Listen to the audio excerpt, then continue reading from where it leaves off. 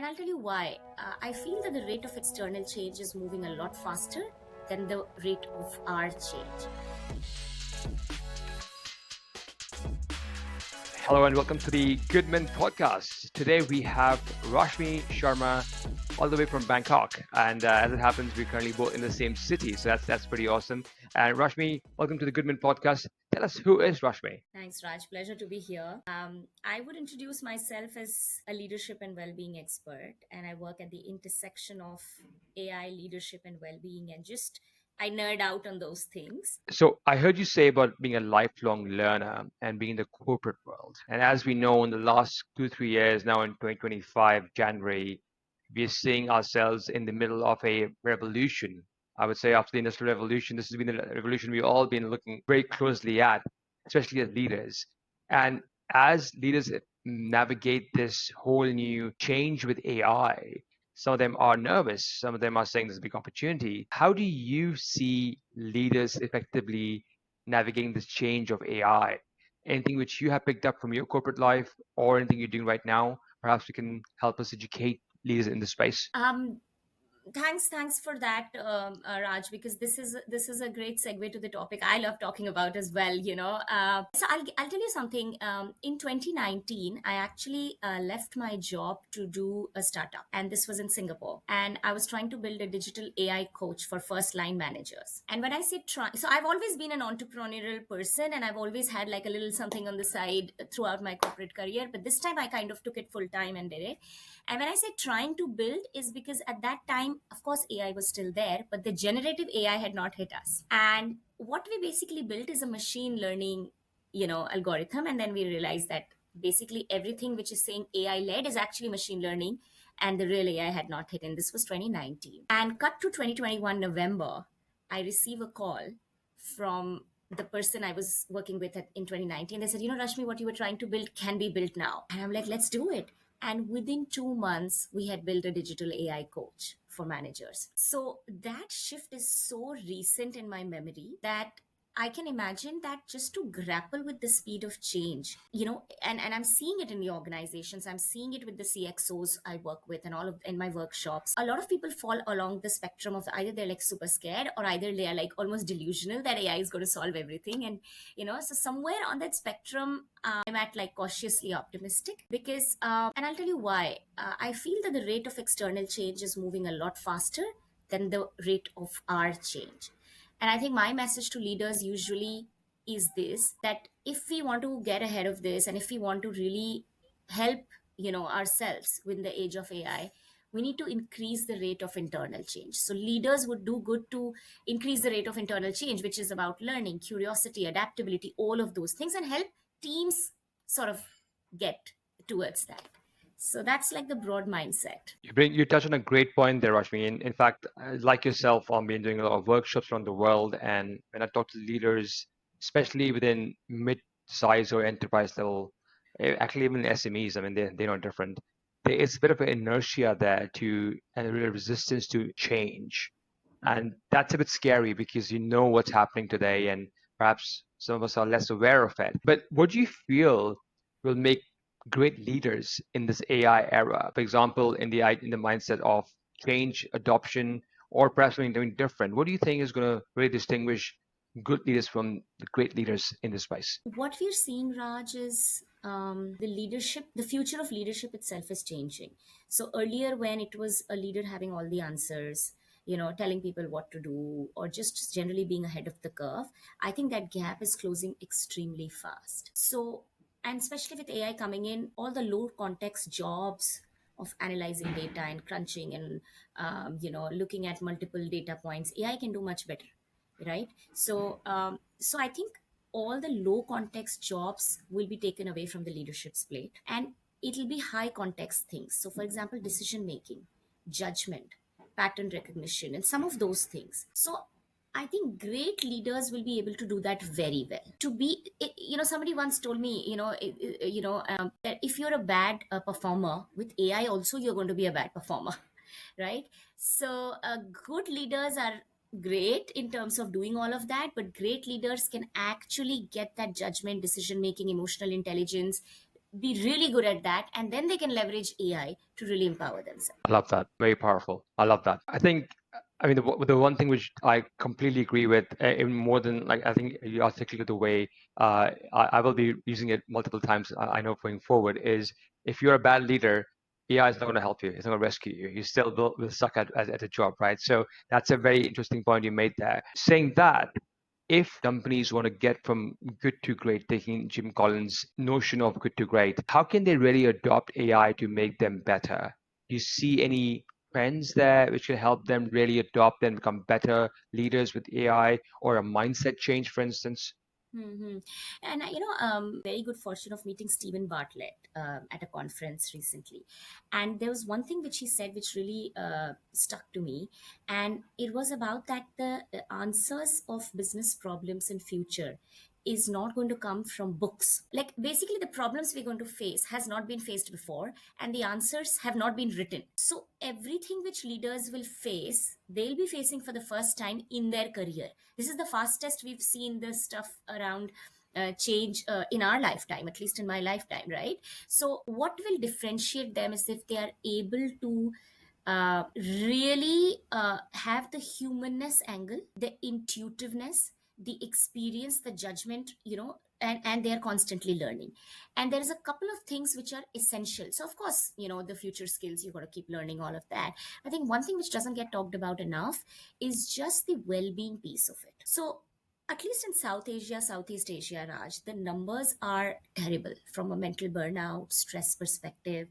In fact, 70% of the Gallup, in the Gallup study, 70% of leaders said that it's affecting their decision making. How do you see AI impacting well-being at work? Do you think there's going to be a change there potentially back of these wonderful technology bits? So actually, let me go back because you said about time, right? People are going to save time. I have a little bit of a different view on this. When I speak to people and said hypothetical question that if you had 4 more hours in the day, would you solve all your issues? And it's and they say no, because it's not about the time anymore. I feel from where we are currently, if I had another 2 hours, I have another 24 hours, I'm pretty sure I'm going to continue working like this, because if AI saves my time, something else is going to come up. Some new thing is going to occupy my time. The expectations are going to change. People are going to say, oh, because you use AI now, so you're saving time, so there's more of this needs to be done, etc., etc. I think we need to shift our thing from time management to energy management. And it doesn't matter how many hours you have, but it's how you use those hours. In energy management, I believe AI can really help personalize things for you. So for example, today, AI can potentially, maybe potentially AI can look at my moods, my energy going up and down, and suggest to me that, okay, this is the best time for me to do this, or this is that, or give me a reminder to kind of take like a down, like a little bit like a short break of breathing, or meditation, or helping me not get stressed about writing an email and just kind of putting it into AI. So I think AI can definitely help in that, but I think a human brain is such that we constantly want more. I think the shift needs to be in our mind more. I definitely think AI can just be a tool. So I'm a bit skeptical about AI in well-being.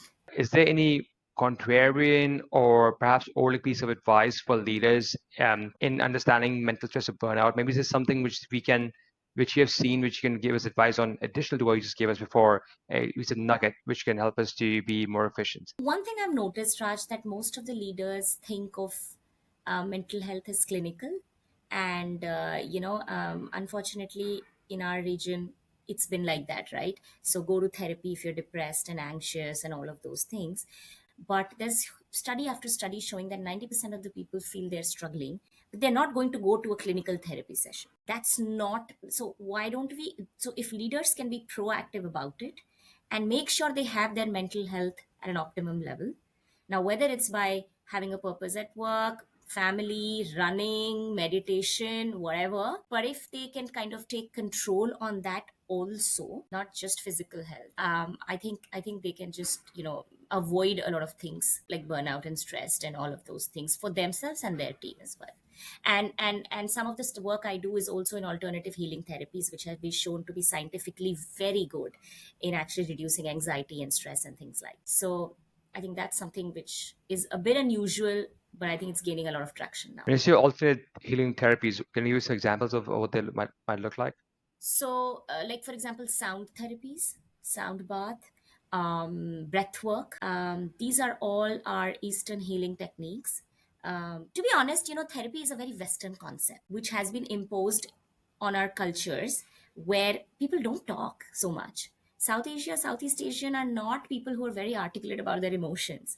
And which is why there is a taboo, and which is why we've not been able to crack it in the market, you know. But these kind of techniques don't require that confrontational, individualistic culture which exists in the region.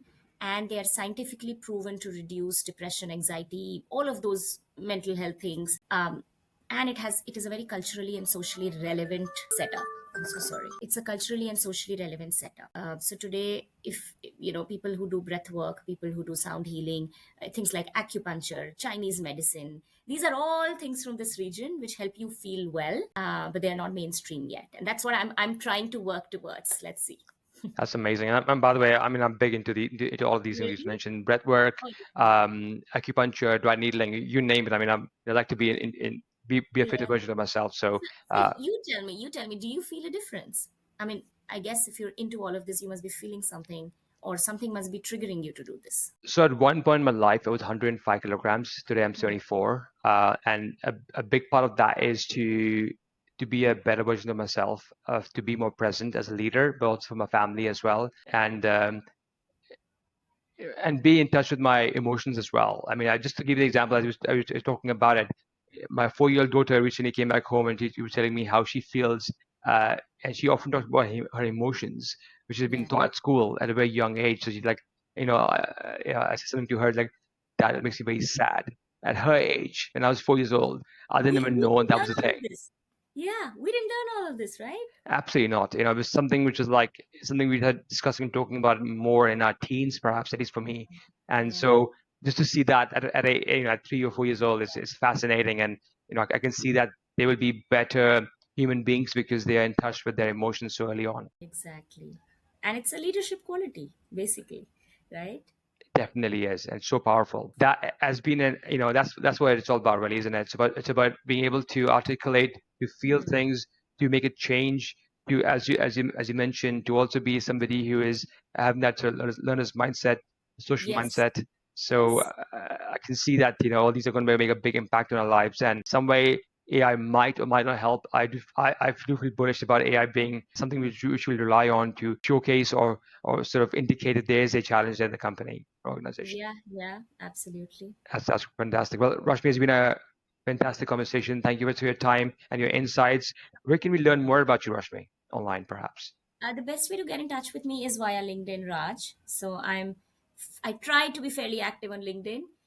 So they can look me up at Rashmi Sharma. If you say Rashmi Sharma Coca Cola, my name should come up. I love it. It's all the keywords, isn't it, into this whole. Yeah, So well done there to kind of articulate the keywords as well. Rashmi, it's been a great conversation. Thank you very much for your time today on the Goodman Podcast. looking forward. Thanks, Raj. Thank you very much. You take care of yourself.